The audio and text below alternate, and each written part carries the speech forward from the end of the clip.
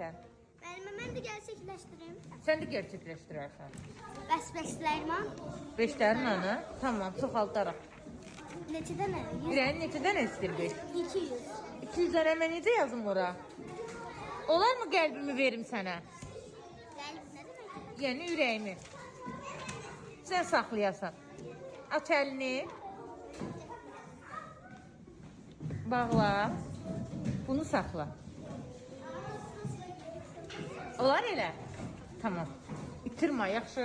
Yaxşı. Tamam. Sən də mənə verirsən ürəyini. Və itirsən olar. İtirsə olmasın da itirməsin. Mən də bunu saxlayacağım. Tamam. Bay bay. Sən verirsən ürəyini Ayaz mənə? Niyə? Mən ürəyini vermirsən? Ayaz ürəyini heç də paylamaz amma mən hamıya ürəyini parlaya bilərəm. Oy, oy. Ölüb parlayaram. Hı. Buna da Ayazım, bəs mən yaxşı öz ürəyimi sənə versəm, sən saxlayarsan? Tamam. Aç əlini. Yox. Saxla. Amma sən vermirsən. Bəlkə sən də verəsən mənə. Mən də bunu saxlayacağım hər zaman. Tamam Ayazım. Ay mənim kukla qızım, nazlı qızım. Sən bir görüm hələ ürəyinə.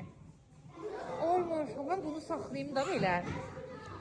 Mən də sənə vereyim. Al, aç əlini. Yox. Oy, saxlayacaqsan bunu? Ay maşallah. Çox sağ ol. Kukla. Aha. Ayaz, ürəklərimizi bir-birimizə verdikdə gedib otura bilərsən. Tamam, keç əyləş. Tamam, keç.